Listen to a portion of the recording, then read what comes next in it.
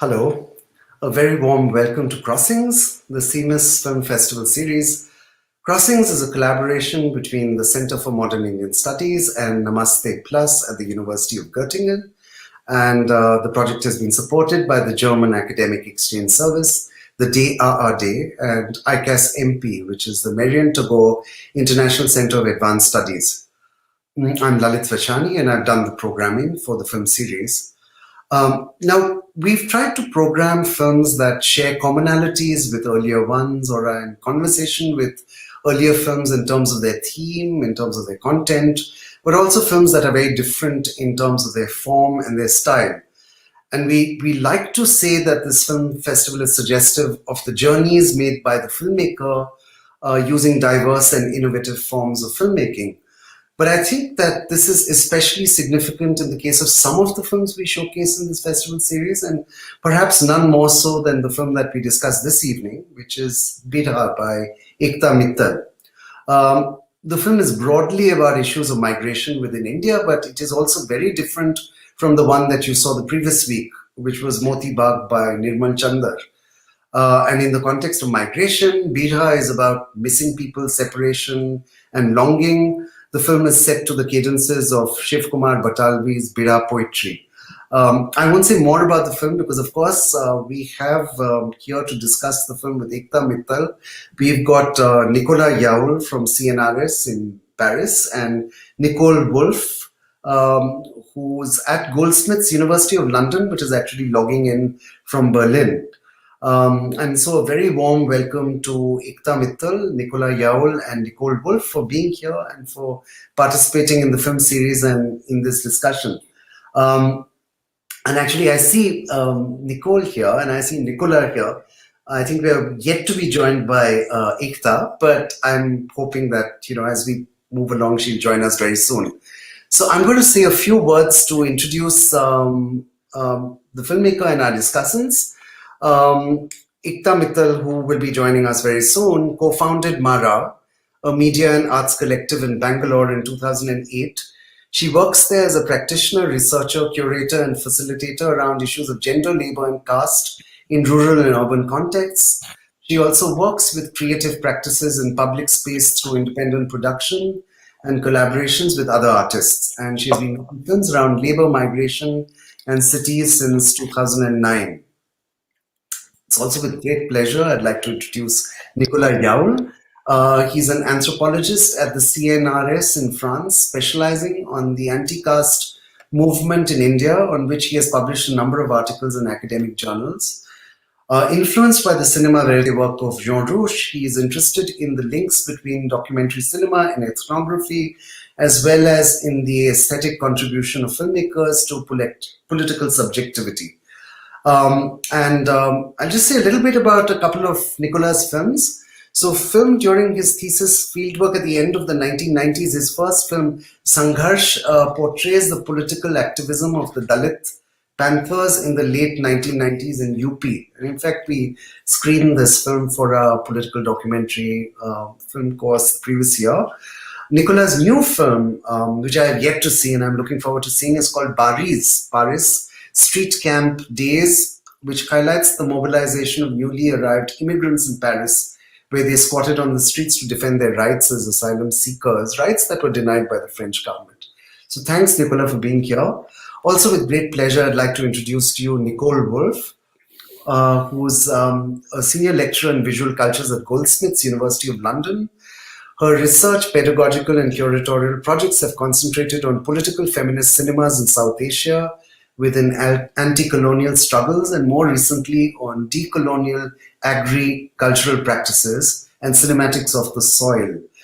Recent publications are called Is It Just a Story, which is on the Yugantar Film Collective, Fugitive Remains, Soil Celluloid Resistant Collectivities, and recent publication, critical studies called In the Wake of Gujarat, The Social Relations of Translation and Futurity.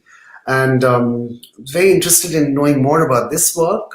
She's editor of Grenzfehler, which is the first book on Meryl Kruger and Philip Schaffner's film and literary practice. So big warm welcome to Nicole and to Nicola. And we are still waiting for Ekta to join us, but that's not going to deter us because, we are going to go straight to Nikola now. And Nikola, I'd ask you to respond to Birha and to Ekta's film. And then, after you talk, I'm sure you will have some questions for her, by which time she will have joined us, hopefully. And then we'll move to Nicole after that. But over to you, Nikola. Yeah. All right.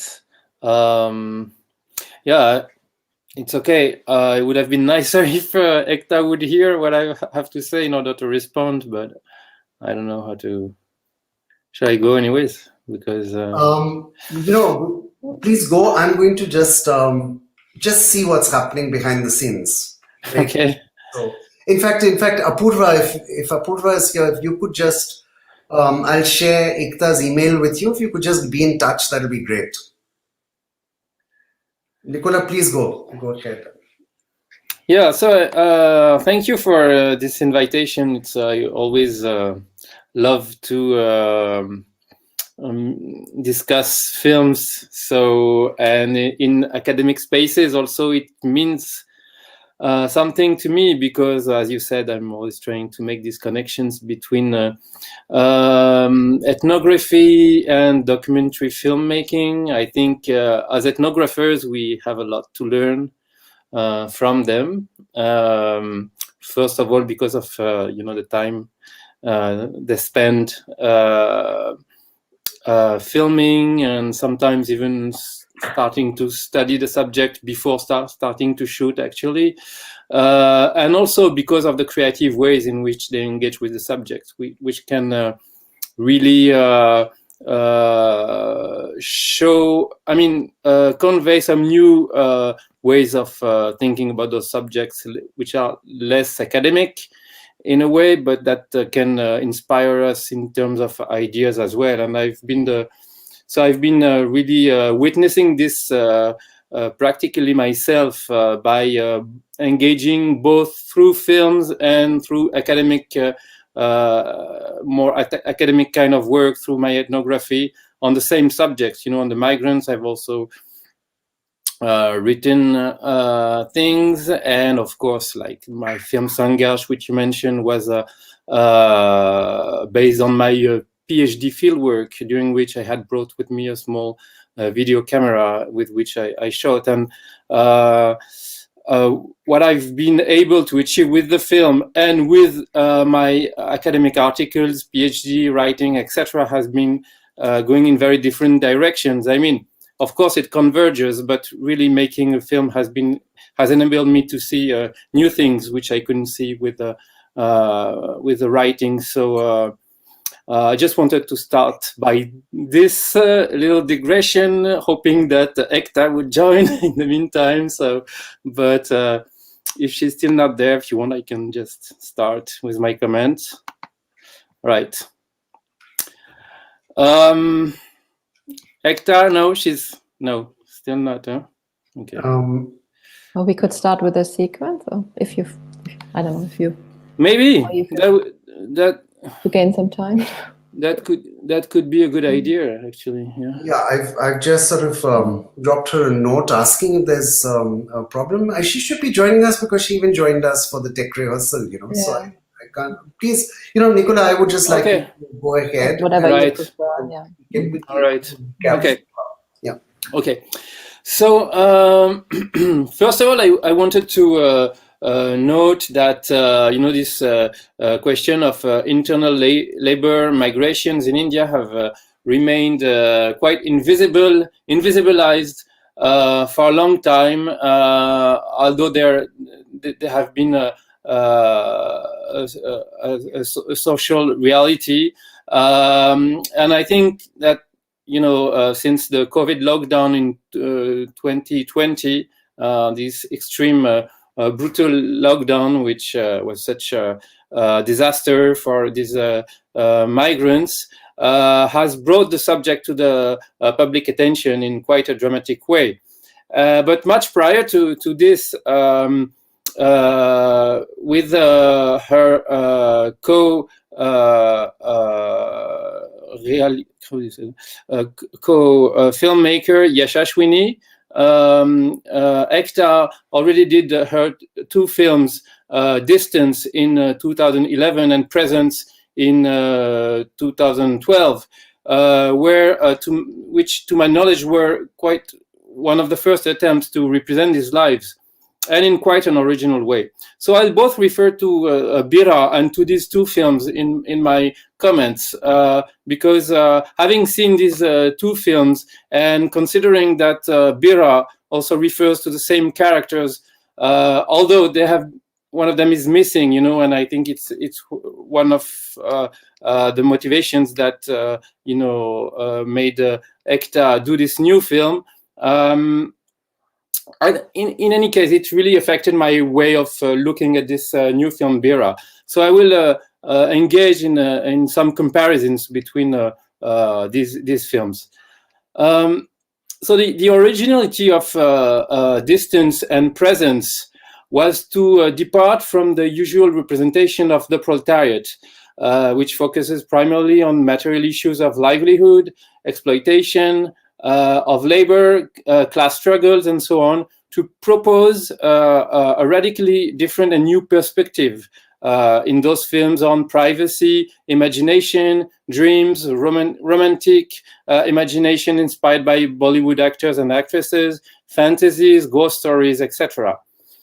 So by highlighting in this way the richness of the inner world of the characters, Ekta's film, Ekta and Yashashwini, because both of them were co-directing the film, thus brought a highly valuable intervention into the question of how to represent Indian subaltern lives, which contrasted with more orthodox Marxist discourses.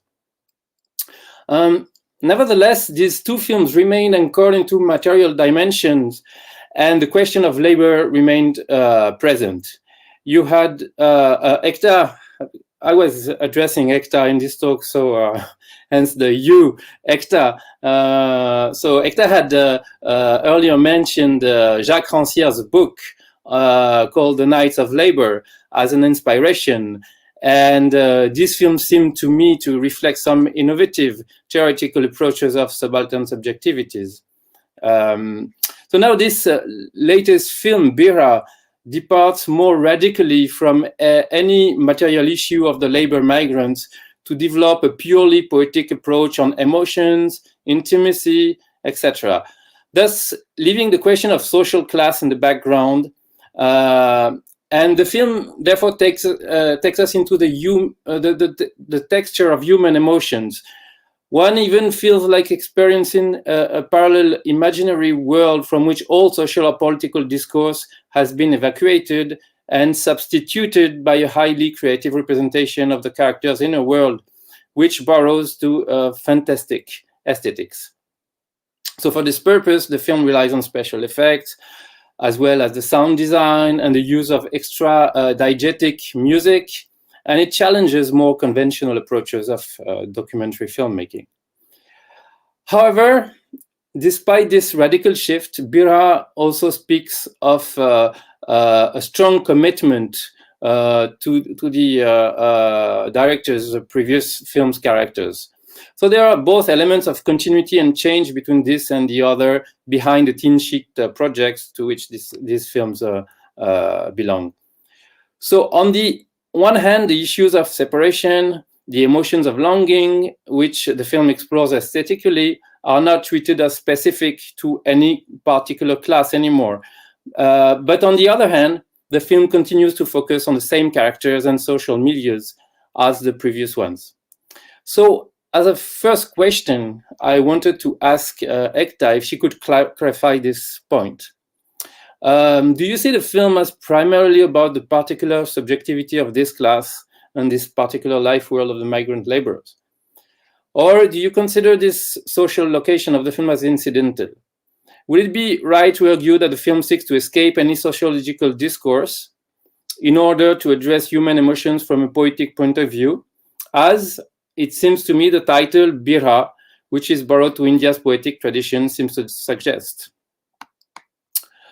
The film also develops a deeply personal poetic approach, which is confirmed in the end credits, And even in the film synopsis, which I was able to read, where it is mentioned that some personal experiences of missing persons in the director's family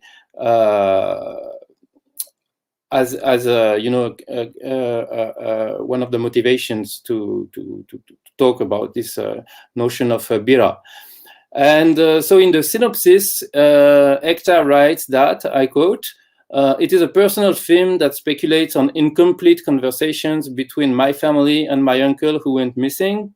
All the people in the film are related in the workers I met in Bangalore while the metro rail was built." So I found this very striking, the passage from one's, intimacy to the film characters in a very different social milieu. So it is as if the film spoke of one's intimate feelings of longing through these characters. So my second question was if it would be possible to elaborate on what meeting with these workers and keeping this relation going over time has meant for Ekta. And finally, my last point is on the way those previous characters are included in the film. I could identify one of them as being Surrender, so who is also present in Distance and Presence, and who is now a missing person. His photo is being shown to villagers in Chhattisgarh in order to find clues about what happened to him. I was struck by the contrast between these short moments of direct cinema and the poetic emphasis in the rest of the film, because they come as a reminder of real life in an otherwise dreamy atmosphere where rain, mist, ghosts, and morbid signifiers dominate. So the sequence where the film crew is asking villagers when they saw him for the last time gave me the impression that his disappearance was the primary reason which inspired Ekta to do this film. At least this is how I understood it, perhaps because having seen the previous films before. And perhaps because this made me also quite attached to these characters, and to Surrender more especially, because of his quite intriguing way of speaking. So now I'd like to show these two sequences where Surrender is mentioned before asking more questions about him. So I had selected these two very short sequences to start with. Lalit. So the first... Yes, you could just address this to Felix. Felix, I think Nicola wants to show the first scene. Could you process it?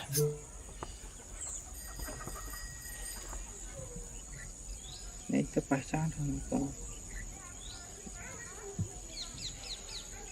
नहीं पहचान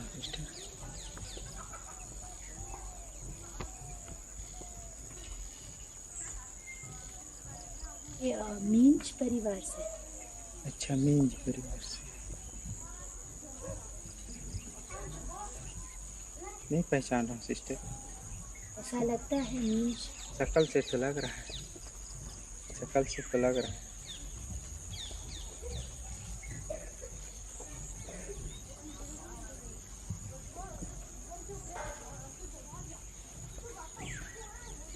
राघोपुरी के इस सामने side बहुत मिंज परिवार है, वहाँ एक बार देखिए शायद।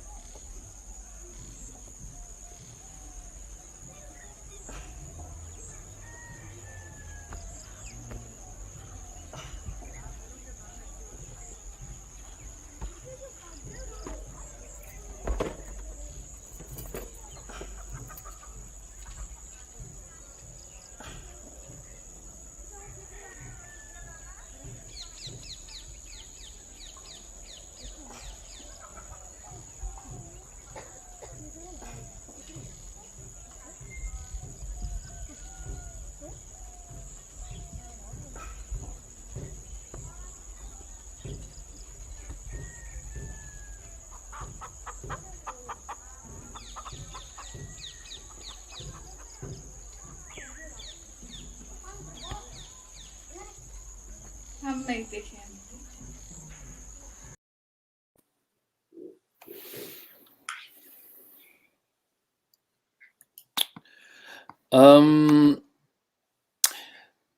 Okay, so I suggest we look at the second sequence immediately because they go together.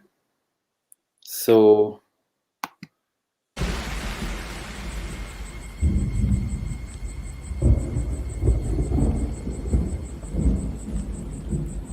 मोर नाव सुरेंद्र मींझावे। मैं कमलपुर गांव में रहता हूँ, अंबिकापुर जग, जिला सरगुजा, छत्तीसगढ़। ये फोटो में मैं 18 बरिस कर हूँ, सांवर चेहरा है और मोर ऊंचाई हवे 5 फीट। पीला बुसट पहिरे हूँ और आँखी जग चोट के निशान है। 2012 में आखिरी दफे बेंगलोर में दिखे रहे, वही दिन से मैं लापता हो गया हूँ।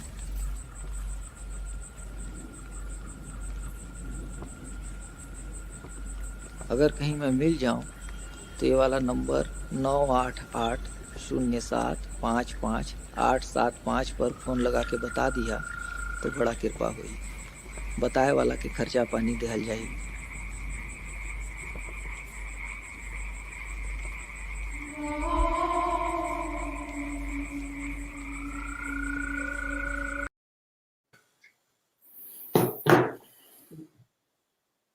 thank you. So in any case, if Ekta doesn't join, we can discuss between us. That's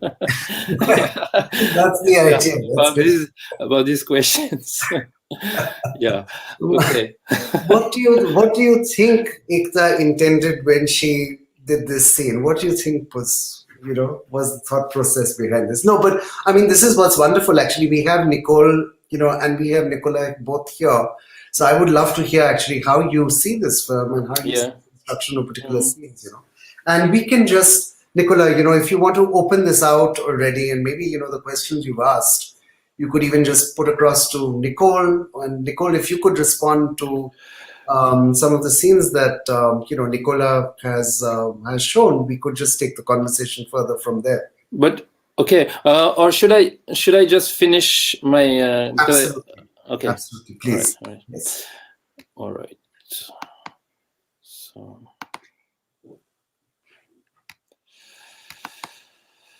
right.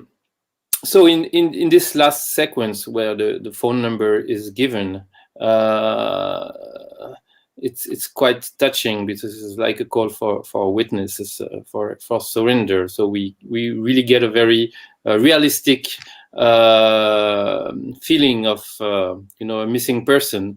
So since he is missing, it's not his real voice, of course, which makes this call. But in the other sequences, which I will show just after, I could recognize Surinder's voice from the previous films, Distance and Presence, which therefore suggests that this is therefore his real voice, which is used as a voiceover in the film. So what I kind of imagine is that this voice had been recorded during the first shooting, and it had not been used in the editing, and that therefore Ekta had used it for Birha. And this voice is quite intriguing due to the very flat intonation and to the quite unique, extremely austere and almost severe manner he has of talking about ghosts.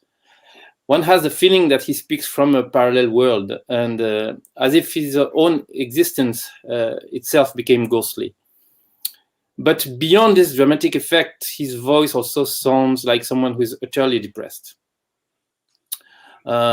which brings in another kind of question about what actually happened to him.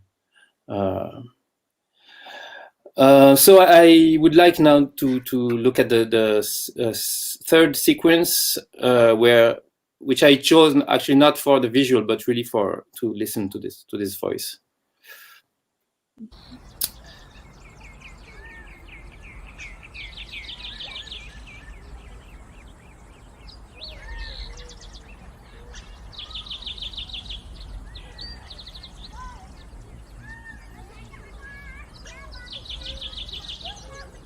हम लोग यहाँ बहुत भयंकर जंगल है, मतलब कुछ दूरी के बाद में, उसके बाद सिर्फ जंगल ही जंगल है।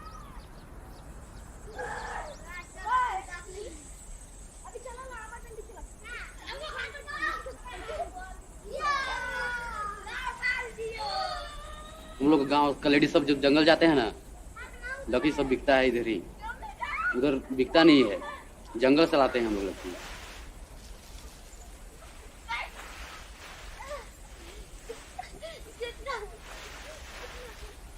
तो जो भी जंगल जाता है ना, जैसे कि लकड़ी लाने,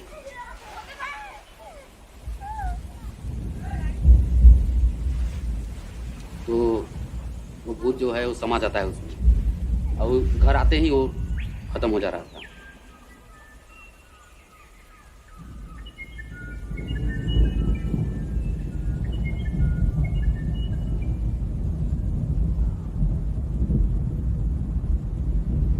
मतलब ऐसे ही बहुत सिलसिला चलते रहा एकदम, सिर्फ लेडीजे मर रहा है और जेंट्स बहुत कम में।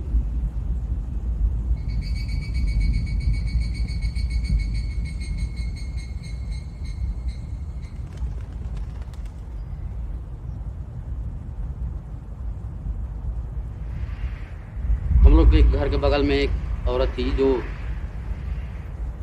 ले जाता है चराने के लिए, मतलब कि गाय सब, मतलब कि जंगल तरफ ले जाता है।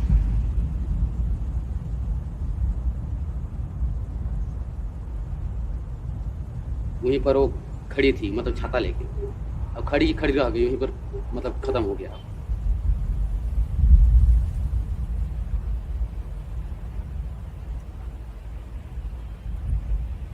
तो हम लोग सोचे कि क्यों नहीं आ रही है इतना रात को, सब उसका जो था जानवर ना, वो सब घर में चला आया। रात को खोजने के लिए गए तो पता नहीं चला, तो दिन में गए तो पता चला खड़े के खड़े था वो।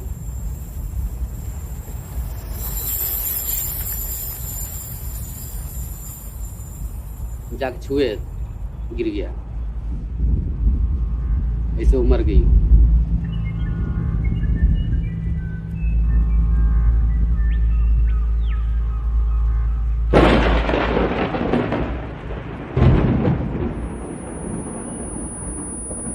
उसको भी उसी चुड़ैल ने मार रहा था।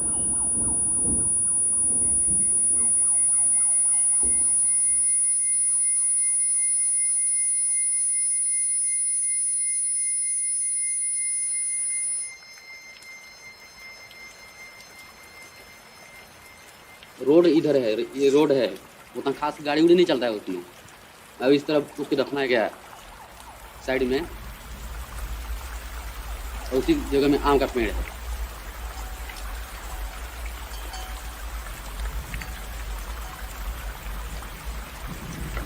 जैसे कि हम अकेले हो गए, अकेले मतलब कि सफर कर रहे हैं, ऐसे ही में कहीं पर दिख जाएगा, या तो घर में आ जाएगा, अगल बगल में जैसे सन्नाटा रहेगा गांव में ना, ऐसे में आ जाता है।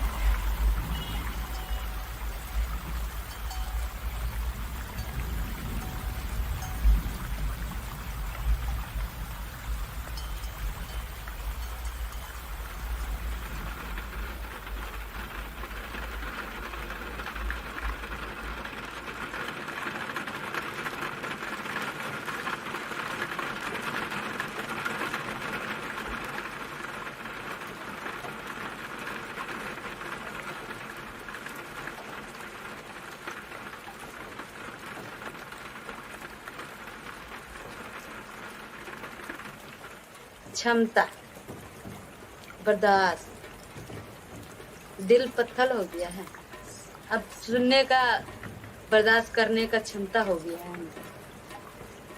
कि सब बात हम सब सर, हर दुख हम सह सकते हैं, और हर दुख तुम नहीं सहोगी, तुम फट जाओगी ककड़ी जैसा, हम नहीं फटेंगे, हम लोग बर्दाश्त करेंगे।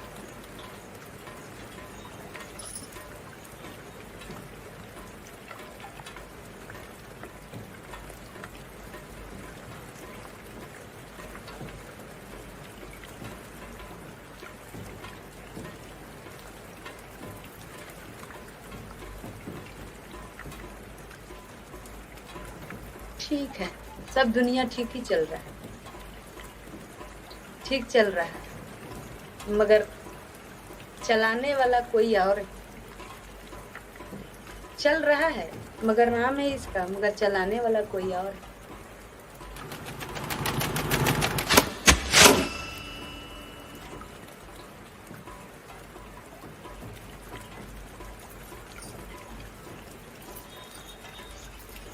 जिंदगी कट रहा है ऐसे।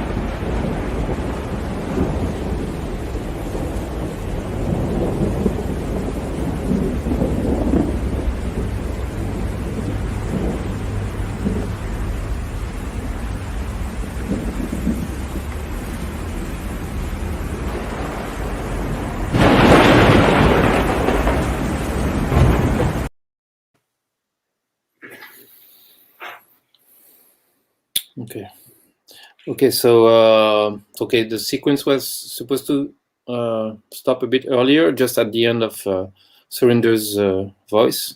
Okay. So I wanted to emphasize on this voice because it produces a strong effect on the listener.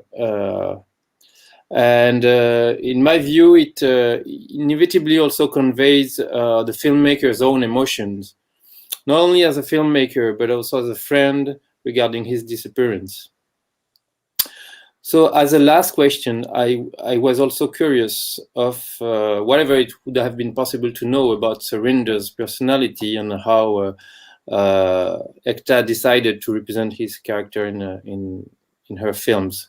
Of course, if he's not there, so now Ekta has become the missing person herself.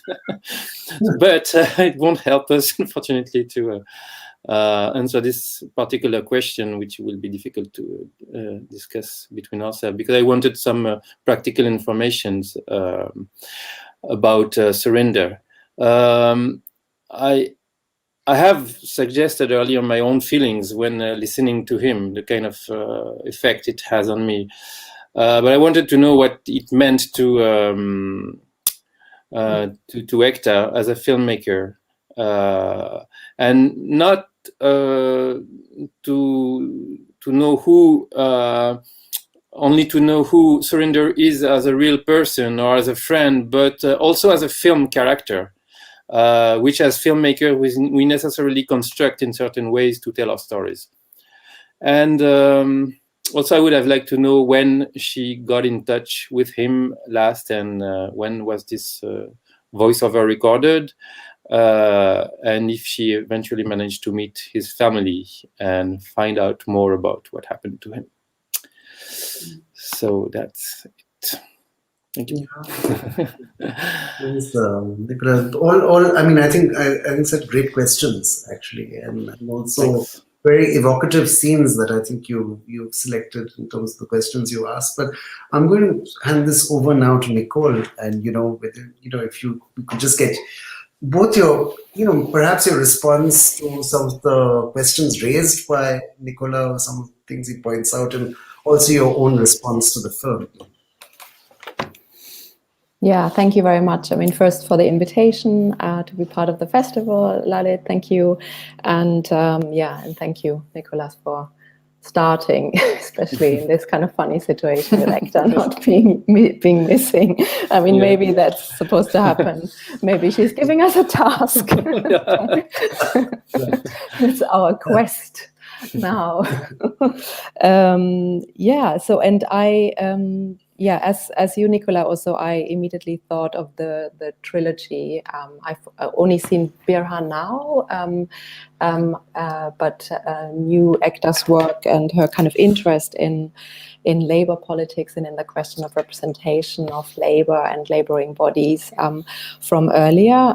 So I was very intrigued to see how she has developed that quest to really look into how do we find another form of representation in Birha, and really going further. It has a kind of progressive note, but that's not what I mean, but really expanding her quest. And it's interesting to me that starting from the end of the film, you also mentioned the credits, like where one sees the many places that she visited, the many people that she thanks that she's been involved with, and where she also speaks of a quest. And I think that question of a quest is, to me, has various significances in that it seems really a quest for her in searching for other forms of representation.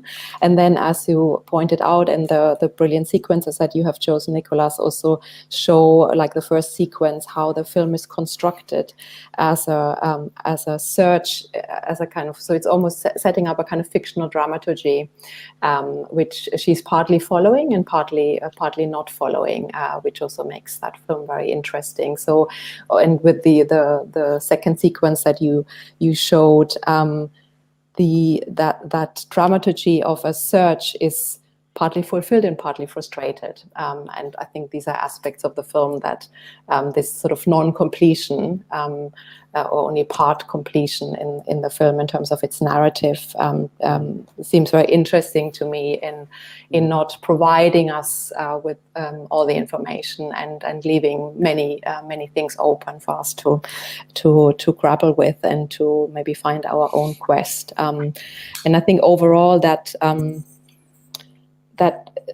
also seems to be, for me, to be replicated in the overall form, where there's clearly also a search for maybe making a proposal for a different documentary practice and form by bypassing conventional modes. But then again, not proposing a form, but really, referring to different modes of working. Like you've shown through the sequences now, we move from very contemplative scenes of so-called natural environments to these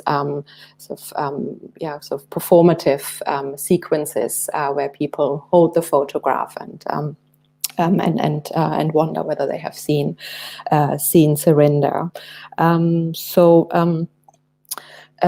all of this to me relates to this, what to me seems a kind of ongoing interest in the politics of appearance in Ekta's work, and also in other people's work, in how to find sort of different ethical, political forms of representing others on screen. And this film also strikes me in being very careful in how bodies are represented.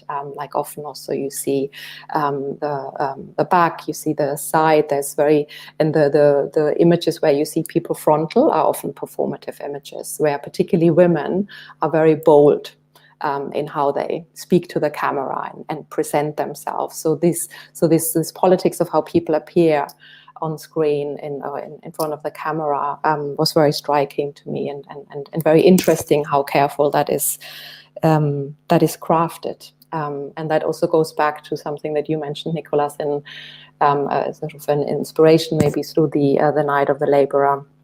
By Jacques Rancière, in that it also connects again to seeing a laborer not only through his or her labor, but through all the other kinds of things that they are, like that they are sons and daughters and lovers and dreamers and poets and all of those things. So that was in some way connected to things you were saying, asking the question that you're asking, whether the social location is incidental, or whether maybe in another way, like whether it can transcend class. I think that's a really interesting question to me. I might have come back to that later because it connects also to a question that I had that links to the sequence that I want to show. So in relation to what I said, I would like to ask Ekta whether she could talk a bit about her own journey as a filmmaker coming to that format, knowing that she has been very concerned for a long time with this question of representation and also maybe critical of a kind of conventional way of representing a laborer's body, and how that journey started with the trilogy, also in bringing in the aspects of the ghostly, because I'm often interested in how the film format reflects also the kind of questions and discomforts and learnings and unlearnings of the filmmaker in the process of research, and how that then also comes back to us as viewers in the viewing process, which maybe also links a little bit to your question, Nicolas, in her relation to surrender, and how that developed and how she's working with the voice. And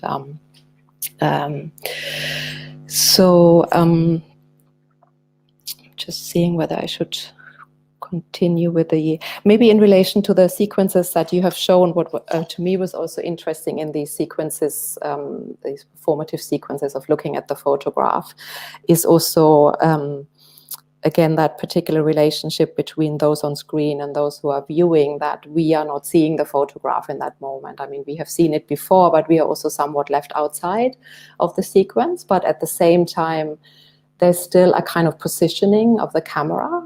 So even so, Ekta is not there as a person. I think in those moments, like the filmmaker, author persona is somehow present in their search. And that's without that being in a kind of tokenistic way of sort of turning the camera back. But there's still very much a presence. Somebody is asking, like, where have you seen that person? And I was reminded of Ariella Aisha Asulai's work, who talks about photography in terms of the relations that get created around a photograph. And because also with an interest maybe in that, what maybe happens also with a photograph is that it also is a bit, its evidential quality is a little undermined. Like because there's no real answer, nobody's saying like, oh yeah, I know that person. Like there's no identification through the photograph in the sequences that we see. And related to anything, I think I would like to show the sequence is what is maybe also one of the most striking things about the film is.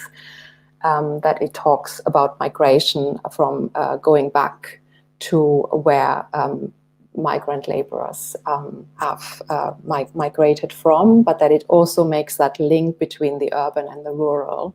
And I'm very interested in how the film does that. And I would really love to know from Ekta.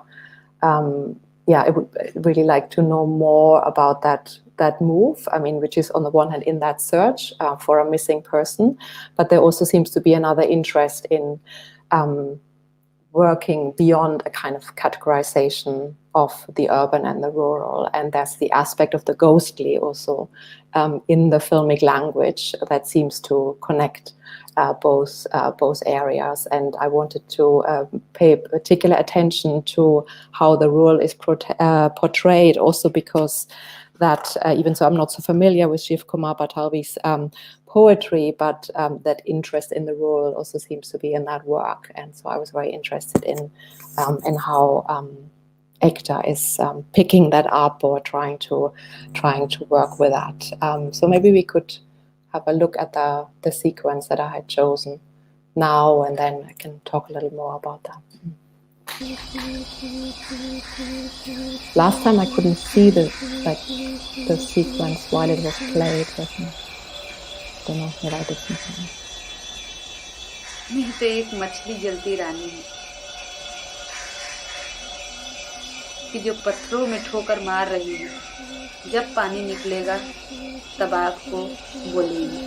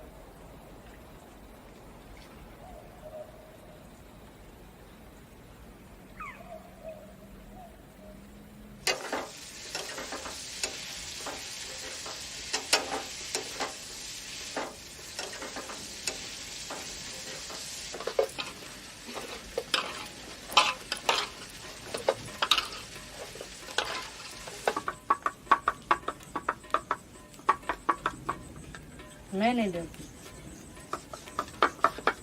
सब डरते होंगे, मैं नहीं डरती। हम अपने हालात से डरते हैं, अपने समय से। हम आदमी से नहीं डरते,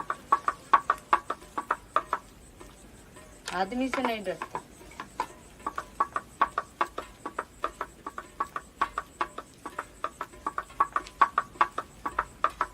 यही एक कहानी है मेरा कि मुझे अपनों ने लूटा, गैरों में क्या दम था, जहाँ मेरी किश्ती डूबी वहाँ पानी कम था। तो फिर भी हम गुलाब के फूल पानी में खड़े हुए हैं, बन के खिलखिला रहे हैं।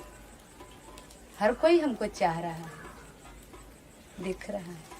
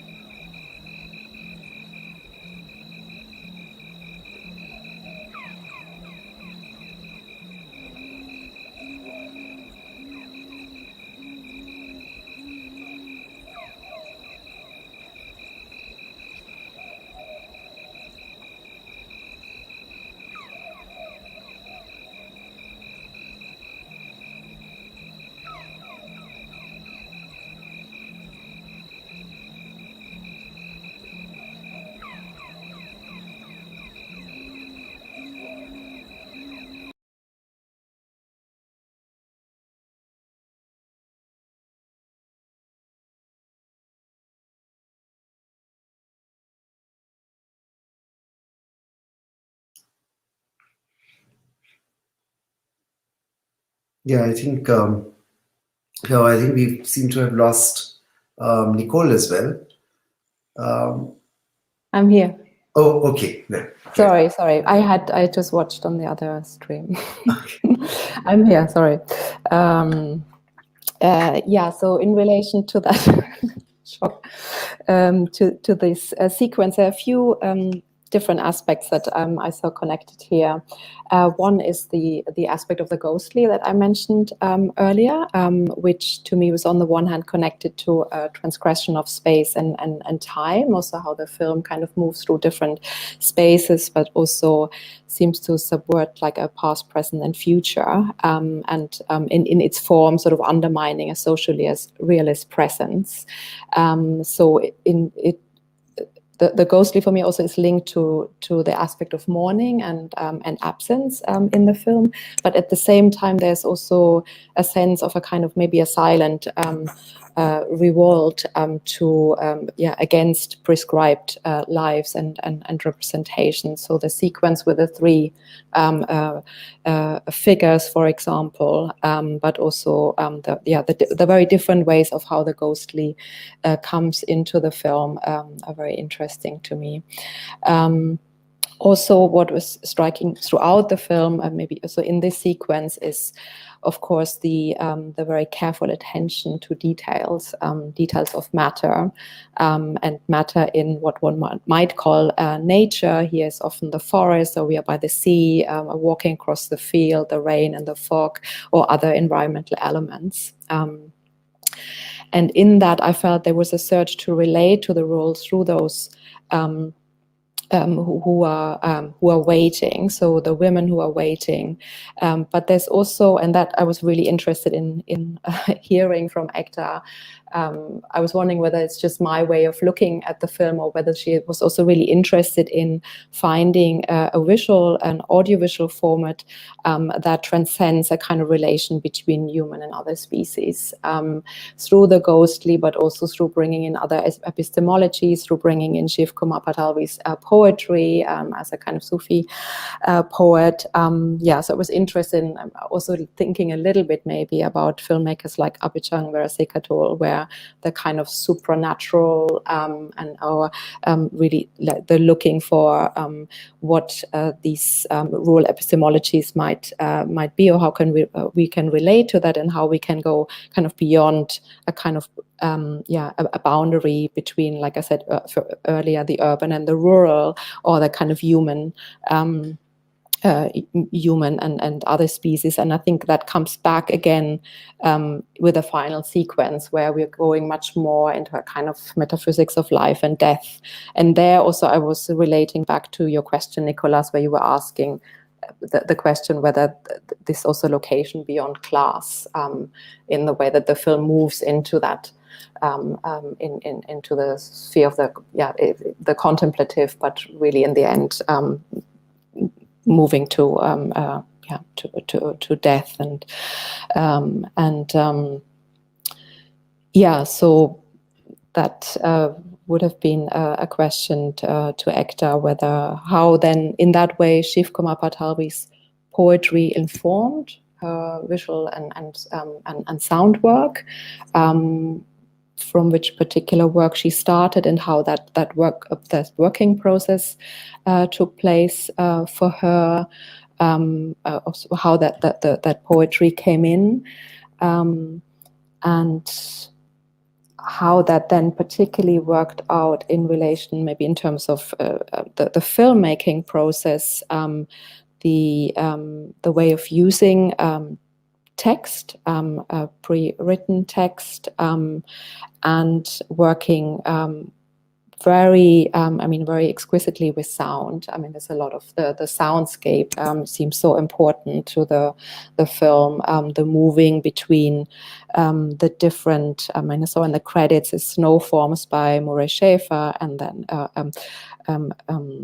Sasu Apri performed Pavakias of Picha, and then field recordings. And there's also, like in the sequence that I just showed, a very interesting move from through different soundscapes. using, as you also said, Nicola, a lot of non-diegetic sound and music and composition. And also because this is still an aspect that is often not so carefully dealt with in a documentary practice, or it's sort of often we have a kind of more social realist working with sound. So the importance of sound here was very striking to me. And the last point maybe that also connects to that scene, that's why I also wanted to keep in the sequence with the woman whose name is Pooja, I think, is that question of desire. There's longing and desire, and like I said earlier, the presence of women. There's a woman dancing. There's Pooja. There's the older woman. There's a certain assertion in the presence of these women, and I was interested in hearing more from Ekta in the aspects that were important for her in this. In the credits again, she says she thanks women who have taught her forgetting and wailing, and that also read that women are the one who deal with the burden of waiting the most by men migrating. So this Pooja talking about not feeling any pain anymore, and this very interesting sequence to me. So this sort of relation between desire and at the same time then with the final sequence and the X-ray images, like a certain fragility of life. So again, this is something where the film has so many different tones in a way, in these sort of more bold performative forms, and then there's maybe particular these X-ray images, which and the images that follow, displaying a certain fragility. So again, this openness and allusions to different tones of life, very, very intriguing to me. Yeah.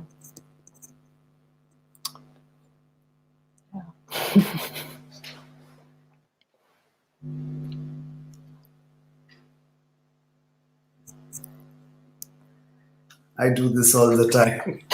Apologize for that. Yeah. No, I was just, thanks for the great comments, and some of the, I'm actually going to touch on some of the points you bring up quite soon, but I just kind of thought when, about Ekta's, if Birha is absence, maybe that is the point. As in, Ekta not being here. No, now I'm being sincere. I mean, I seriously am very surprised, because I hope there's not a problem, because, she was here for the tech check, for the technical check, so I'm just hoping, anyway, all fingers crossed that, she's fine. I hope she'll join us soon anyway. But it's the great thing also about this film, is apart from the fact that I have you, Nicole, here, and you, Nicola, is the fact that it is a text that really lends itself to, there are no easy solutions in terms of analyzing it. It's a text that really asks you to work with it. I think what a lot of us are doing, what you have been doing, is certainly there are all these questions for the filmmaker. And I have some too. And I just want to quickly, before I touch on some of the points that you have raised, I remember talking to Nicola about this. So we had an email exchange, and I was in Bangalore, in fact, at the previous the Urban Lens Film Festival a couple of years ago. And I had seen Gumnaam Din by Ekta. And I remember I found the film incredibly evocative. But I also remember having a feeling of being a little troubled by the film. And I think what the filmmaker was doing, what the film text was doing, it was questioning my basic assumptions on what a film on migration should be like. So I came away, and I think I wrote to you about this, Nicola, I came away with this sense of, while appreciating how evocative the film was, how textural it was, how sensory it was, I came away knowing actually very little in terms of what had happened to these migrants, in terms of the conventional kind of information I was looking for, but it really bothered me, it really troubled me. And then I watched this film later on, and I suddenly start seeing a pattern, and I start sort of accepting the fact that this is a particular filmmaker who's not going to give me, this is not the production of knowledge. That form of production of knowledge is not going to happen in Ekta Mittal's films. Of course, I'll get much more in terms of texture and, sensory production. But I was just left with this feeling, and I wonder if you could comment, and this is where I wish we would be talking to Ekta about the intentionality of this, because it's very constructed as to deny you particular kinds of knowledge that you're very used to. And I'm talking about sensitive, socially conscious, politically driven filmmakers and the kind of documentary films they might make on this issue as well. So I'm not talking about, something that's necessarily very trite or very, it's just a way of producing films on migration, So I wish we could actually really get Ekta's responses.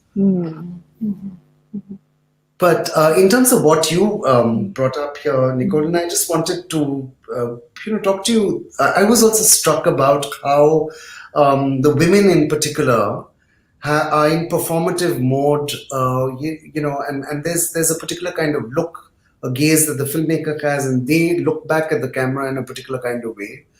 And I was wondering how those scenes are constructed. This would be another question I would ask the filmmakers. And even if you look at Jean Rouche's traditional, way of cinema verite work in terms of the way he would construct scenes with his subjects, and certain scenes are set up and they are maybe discussed, but it's not scripted in that conventional sense. I was wondering, say, how even in the scene that you show us, where the young woman is sort of talking about how she's desired, what is the way in which this is really coming out of?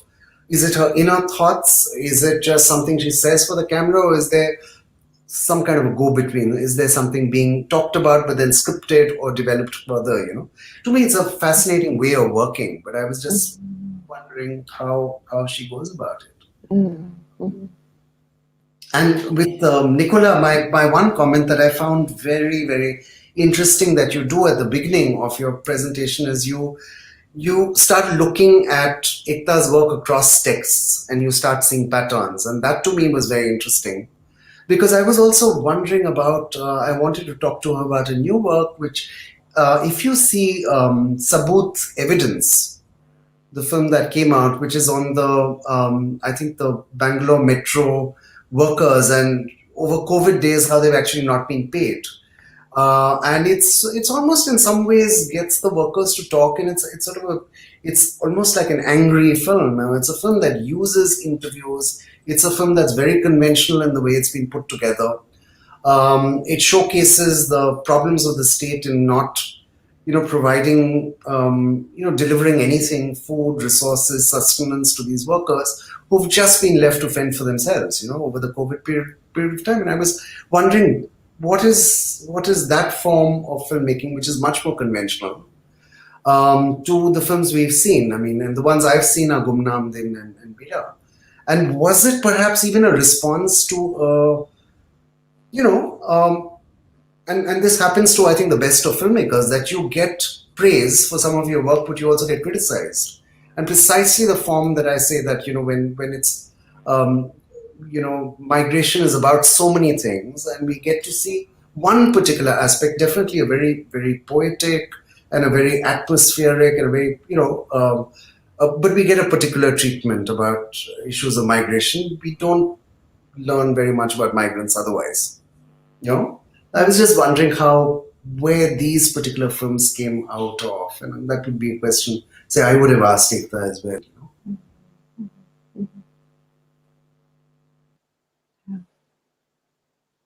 So I wonder if Nicole, if Nicola, would you want to respond, or would you have any comments here? Yeah. Is it? Do you want to go ahead, Nicola? Now we can't hear you. Yes.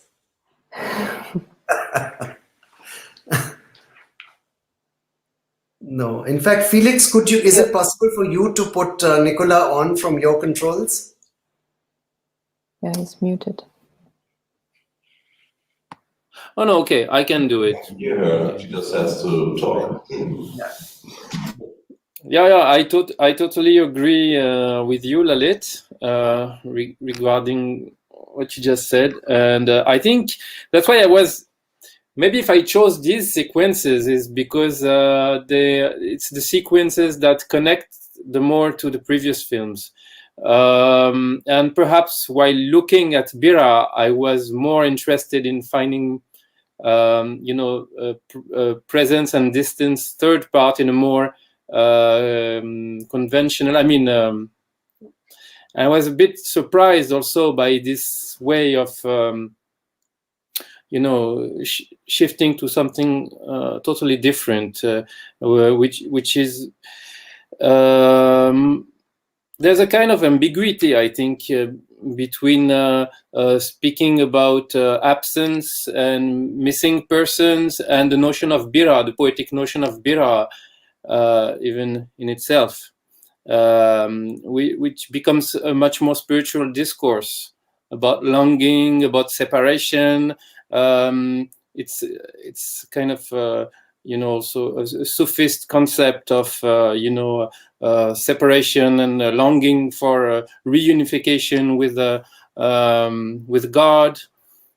So I think, in a way, yes, there is a kind of a duality. She seems to sometimes to do those much more. I think the film you're mentioning about migrant metro workers during COVID, perhaps it comes from a certain urgency to address this issue much more straightforwardly.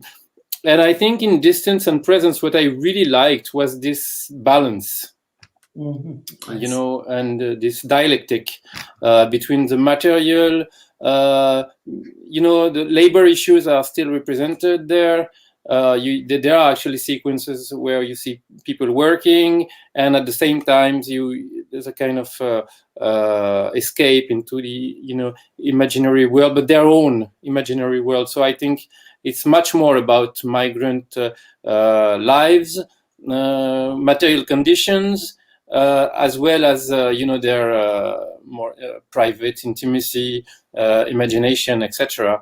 But in Birha, one really has the feeling that we're like shifting to Ekta's own personal imagination, and what these stories actually convey to her. And it's obvious in the end credits where she mentions, the fact that these stories actually have kind of reactivated some personal thoughts about longing in her own family, some missing uncles, for instance. So I think we are moving towards something much more deeply personal, intimate, and moving away from the issue of migration, actually.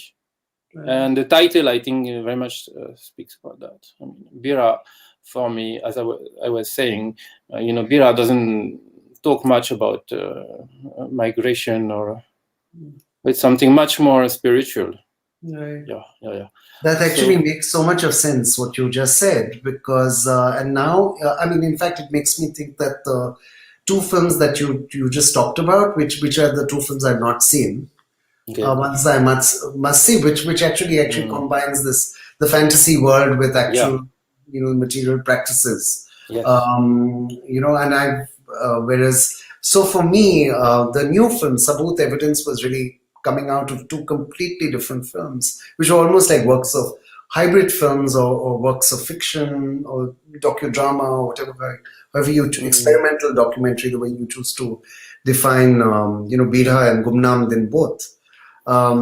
But I think maybe what you're saying is Sabut could tie in, and as you said, it's of course born out of a sense of urgency in terms of wanting to do something when these people have been affected so badly, and sort of really wanting to actually intervene. It's coming from that place. I was actually, by the way, very happy to see that. I want to say I was very happy to see that kind of work as well. Yeah. But then I want to say that's also because I've probably not seen these two other films that you discuss in the beginning. But getting back to this hybrid style, I mean, it's I mean, both in Gumnam Din and Birha, I mean, it's incredible work in terms of the different elements that sort of go into the making of this film. And we talked about performativity in terms of camera, but even if you talk about even the scenes you showed, the ghost sequence involving the framing, the use of objects, how they are decentered, this very careful cultivation of this form of framing, and creating this sense of pattern. Definitely the sound work I was just struck by the incredible work that goes into the soundtrack. Both the non-diegetic aspects that you talk about here, but really also work with ambient sound, cricket sounds, but then how that's also been manipulated or developed into almost orchestral kind of oral quality at times, right? So many other aspects, the use of shots of nature or of animals and their place in the landscape. And definitely I think also what you're saying, Nicola, this sense of it also being a sort of deeply personal but also spiritual quest, much more her own sort of fantasy life, as in imagining what is it that these people who've been left behind, what are their dreamscapes like, what are their worlds like, what are their inner worlds like, and trying to give it a sort of poetic filmic expression, So very, very, very interesting text. Yeah, Nicole, please join in. Yes. Yeah, I mean, I guess what would be interesting if Ekta was here was to hear more about the process of how the poetry came into the process and the kind of relation between her conversation with people who she visited in rural areas, where there was a kind of tracing back from the urban to the rural, maybe without, I mean, I don't know that process, whether the idea was to actually find people or whether it was a tracing of that was never meant to be closed in a way, but how the conversations with people met with the poetry. So where does the poetry come in? So is it a personal quest, or is it something that speaks to also the conversations that Ekta had with people? I mean, which to me seemed to be suggested in those performative sequences. But again, as you said, like, we don't know how they came about, whether they were developed together in a kind of docu-fictional way, or whether are they reading poetry, are they reading their own words? Is it collaborative? But there seems to be a conscious way of frustrating us knowing and sort of willingly frustrating us in a kind of, I mean, for me, in a kind of productive way. And I think it's interesting, because I haven't seen the last film, but often even so the films can be timeless, that they also respond and react to the kind of media context around them. But I just remember from the last conversation with Ekta that there was a real frustration with the representation of laborers, and that kind of the kind of extractivism that happens in documentary practice, where it's very easy to talk about labor by showing a laboring body, and because you just put the camera on, and therefore also I was interested in going back to that. Also in the end credits, she talks about this and you also mentioned that, Nicholas, to or maybe I'm mixing that up, how to make the visible, this reacting to the invisibility of labor and migration. But the way that Ekta is choosing to make something visible is precisely by not a visuality. So it's about a political visibility that she seems to be aiming at, but that political visibility doesn't always come through an actual visibility. Like seeing people suffering on screen doesn't necessarily lead to their political recognition, and that's interesting to me in the film. That I'm interested to know where in seeing all her works maybe also as a journey, like where is she trying to go politically, like what do we, as in we thinking based either in the West or in urban contexts in India, what do we need to maybe understand about migration that we don't understand by looking at laboring bodies, but where we need to search more, and that will help us to maybe understand that the kind of process of migration and all the dimensions that are involved in that, including the people waiting, so that sort of that larger political quest to me is very interesting in the film. That seems to also be an ongoing journey and maybe not concluded with a film, which then ends in a quite transcendental mode. But I guess to me also, but that maybe also comes from my own interest, that I'm very interested in the different kinds of how audiovisual work can be political, and that this is a journey somehow, and that particularly through the kind of mass media representation of migration, also in the context of Germany, of refugees and migration, which is extremely problematic, like that we urgently need other images, need other images of poverty, of suffering, of migration, and this film for me somehow just part of that larger conversation also in where what do we need to understand and know about migration in this current climate that is so also in India during COVID, but in Europe so violent against migrants, and doesn't recognize, doesn't see so many things by looking at the boats that are sinking, so I guess looking at the boats that are sinking, and also as you sort of suggested here that there's a standard way of sort of documenting laboring bodies, and you document political suffering or struggles, but that doesn't necessarily result in political emancipation, right? There's a very structured way of seeing that we have, and it's just, and this film really challenges that, I think.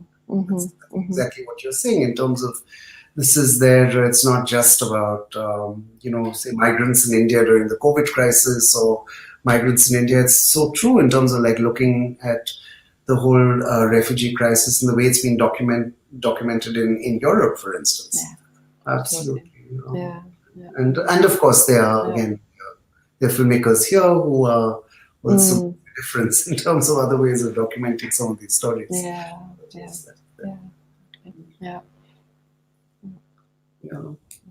But also it's just the soundtrack and the combination of the extra diegetic and the diegetic, and the work with sound is also just quite incredible. I wanted to actually, again, I had questions of how much of studio work went into this, and how did she I didn't look at the credits carefully. I mean, who is the sort of sound designer she's worked with here? I was also interested. There's one of the pieces is Snowforms by Ramuro Shev, so I don't know what the background of that is, how that comes into it. But I didn't write down the sound designer. Okay. Yeah. She was mentioning, though, that there are two more films on the migrant crisis that are, sort of in the works. And one was apparently, she said that it was also just this, I wish she was here to tell us more about this, but it was sort of, the sort of sequel to Sabut Evidence, but it's actually, now it's about the striking workers, and they are really angry about how the state has sort of treated them, but she was saying that she needed to get certain permissions or certain clearances before she could put that out. So again, continuing with the need to make some films in the immediate political crisis, and sort of responding to that, as opposed to again a departure from very important work that goes into, I think, the fantasy worlds or the dreamscapes of some of the people here. Her own, spiritual quest, as you're saying, in terms of this journey, or taking this journey. I would And I would actually just love to see some of the other films of the Mara Collective also. I mean, I think you mentioned there's, Yashaswini has actually got a new film. I've not seen it, but I believe that's also a film that's been going to a lot of international film festivals, and so look forward to seeing actually more of Mara's work.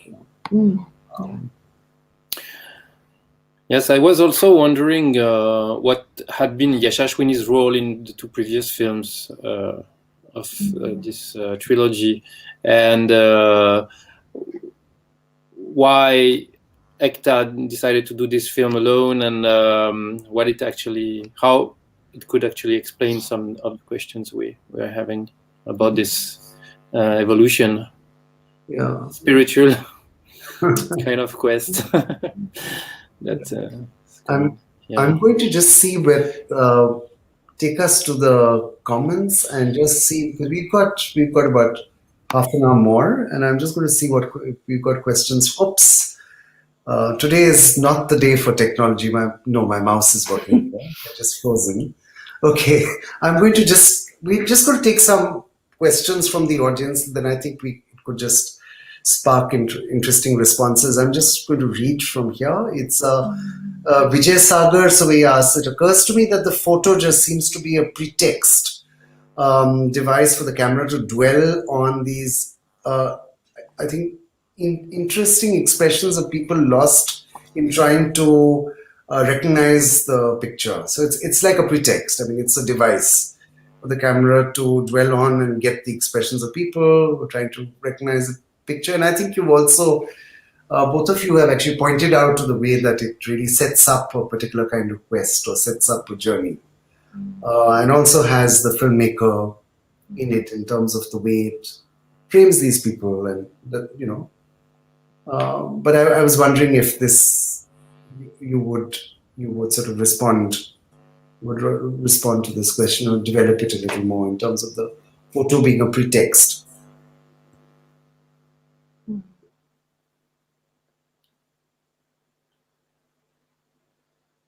Yeah, I mean, I maybe just, maybe that's a repetition of what I said earlier, but that it seems to really be a dramaturgical device to set up this sort of supposed narrative of a search that isn't fully completed, and that the photograph, I mean, like I said earlier, we do see it at the beginning, but it becomes a how do you say, on stage, like a prop in a way, for these performative sequences, and to me, as I said earlier, the relation between where it puts the spectator, where the sequence puts the spectator, is interesting to me. I don't think I have more to say about that. Yeah, and for me, it's also something that also both of you have also talked about. Like Lalit, you were mentioning Jean Rouch and cinema vérité or direct cinema, So for me, it's a kind of quotation which really contrasts with the rest of the film. Jean Rouch's ability to create situations, and because of the presence of the camera, and to record these situations, which becomes the kind of the essence of the film, and in a very playful manner as well. But here, I think the way she does this is less maybe humorous, but more like creates an intrigue also, because you feel how the people are being intimidated by the camera. And suddenly it's like when she shows this picture, it's almost like if we are searching for a criminal, or if something bad happened, and something very unusual. And so this kind of intimidation creates a kind of intrigue as well, which becomes a dramatic also. Yes. Has a dramatic importance for the rest of the film. It really creates an intrigue, and the way people are almost worried for having a cinema crew coming to them and showing this picture, as if Right. That's a very good point. I mean, in terms of the differences in style, I mean, sort of the camera and in Rush's conception of, sort of provoking change, just the presence of the camera, but also doing it sort of very playfully, oftentimes, Yes. collaboration playfully, but this has a very different mode. Yes. This form of collaboration is taking, and I wish we could have had more details about, how she actually works with some of the characters who, she's clearly built up a relationship with over this period of time, but how she actually works with them to produce these sorts of images. Moving on, there's a question specifically for you, Nicola, which says, please talk about the importance of visual anthropology in addressing social issues such as labor migration, class struggle, gender, etc., and what sort of thought process one goes through. This is Mohammed Asim who asked this question. So actually, Nicola, you could start on this. I'm sure Nicole would also be interested in joining in terms of, this. It's a very important question, the importance of visual anthropology in addressing social issues such as labor migration, class struggle, and gender. And the thought process behind it. So, big question. Yes, it comes from my own experience of, making films. And as I was saying, being taking in very different directions from what I get in my written work, based on ethnography as well. So what I would say is that filming, especially when you do direct cinema, I was talking about Jean Rouch, was my teacher. I was lucky. So the way of placing a camera, and the way this pro-filmic kind of thing that you get, like when people start acting, performing in front of the camera, I found that very, very interesting. So when I say that film, like for instance, when I was filming the Dalit movement, the film was really about the spokespersons for the Dalit, local spokesperson for the Dalit community, or those who claim to be the spokespersons, so the activists who are trying to make it into this world of activism, become leaders, and who speak for others. And so I was always sticking to these guys who were leaders in the making. I had 3 characters, and while filming them, I also stayed with them in their neighborhood. I stayed in their homes. It became quite intimate, and I was also, I started, filming the little brothers and sisters, the mothers, the neighbors, the friends, who are not activists, who are the ones who are who the activists speak for, but who are not supposed in the way things are in the movement, who are not supposed to be speaking for themselves. And the way they kind of came in front of the camera, disturbed the setting, and started speaking for themselves and performing and stealing the primary role sometimes from the activists themselves. So that really kind of introduced a very different perspective, which was, and disturbed the earlier synopsis of the film, the way I conceived it. And their performances were sometimes much more appealing in terms of film sequences than the official spokespersons, the activists themselves. So sometimes they would steal the stardom from the activists, and I found that very, very interesting. The way the camera could produce this kind of subversions, of the political hierarchies, etc. And the way the film was received also by the characters. Sometimes they disliked these things, I said, but you're giving too much importance. For instance, in my film, there's 3 activists, and there are two activists are leaders, considered as leaders, but one is just an ordinary activist. And one of the leaders counted the time I was devoting to each of the characters. Said, you gave too much to Akash. He's not a leader, So the way the film subverts these hierarchies, also enable me to notice these hierarchies in a much better way, you know.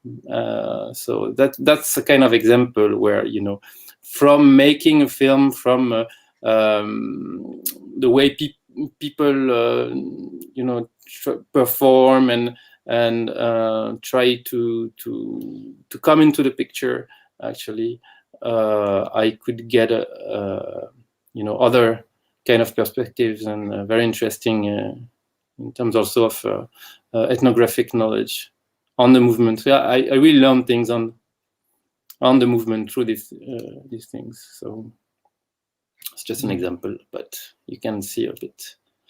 Right. Interesting.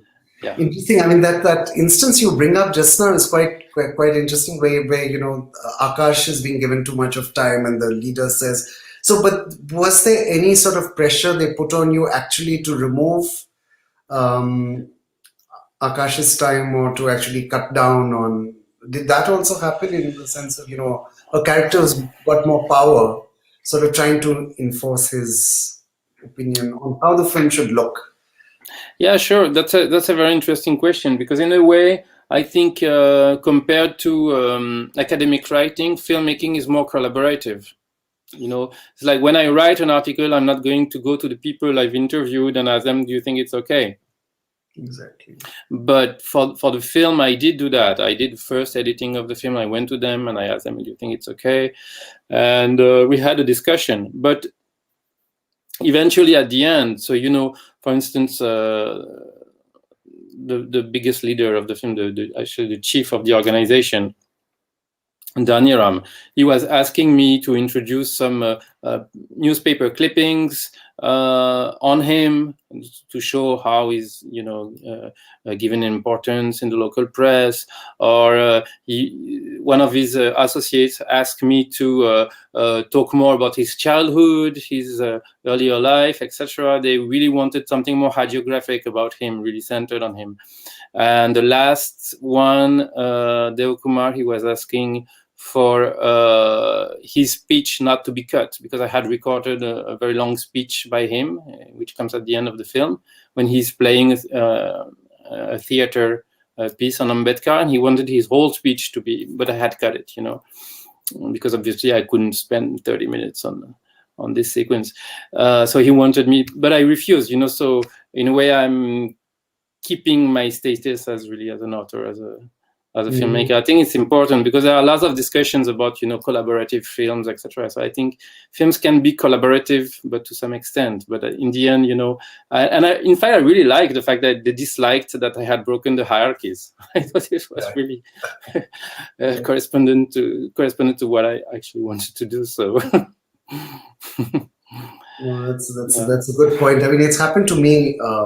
Actually, of course, it's happened to me with films on the RSS, where you break the cardinal rule by filming the youngest, whereas as far, you know, sort of Hindu supremacist organization, like they would say, the great leader, you must do the interview with the great leader. Why are you not interviewing him? Why do you want to interview the 6-year-old who comes to us? You know? That's sort of breaking the codes. But no, I mean, that's an interesting point also, because then with a group I once filmed whom I had collaborated with, it was a left street theater group, and they just basically got together and they said, we all agree you should cut down on the time in terms of this one character.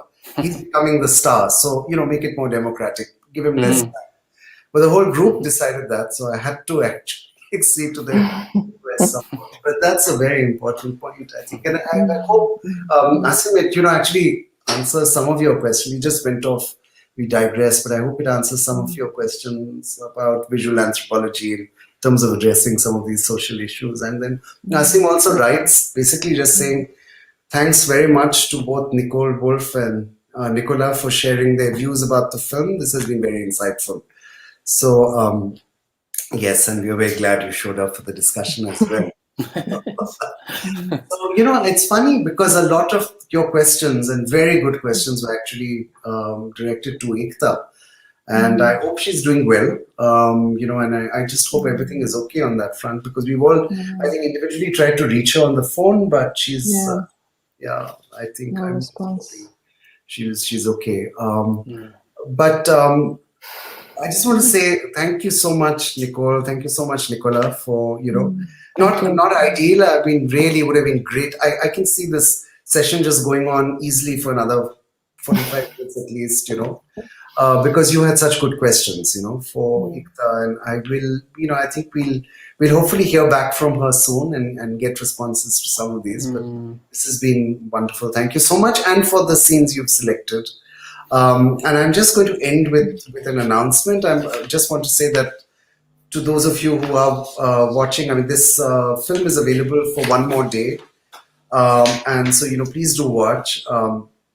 It's not an easy film, but I think it's a very rewarding film if you sort of sit through it. And ideally watch it on a big screen, I would just suggest.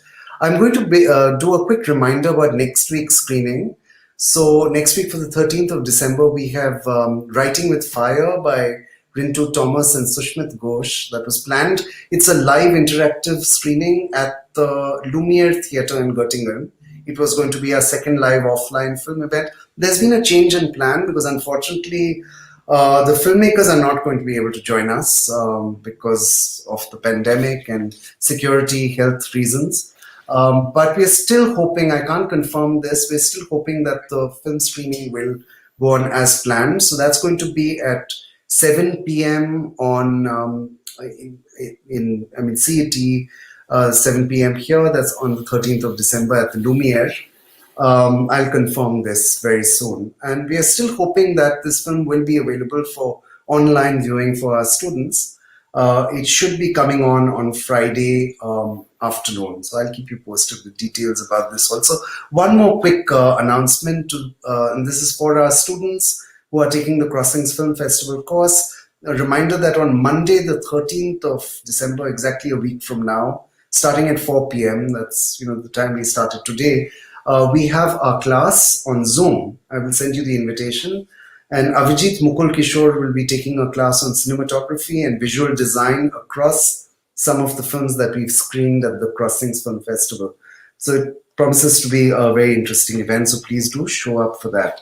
So until next week, here saying goodbye from the Crossings Film Festival team. And finally, a very big thank you to Nicole Wolf and to Nikola Yaur for having joined us for this session. Thank you so much. Yeah. Thank you, Lalit. Yeah, thank you for inviting us. Thank you. Nice to meet you. It was very interesting discussion. Yes. And a very interesting film. Thanks. Yeah, thank you. Again later. Bye. Thank you. Let's Okay, hope bye. Ekta as well. Yeah. Bye. Bye.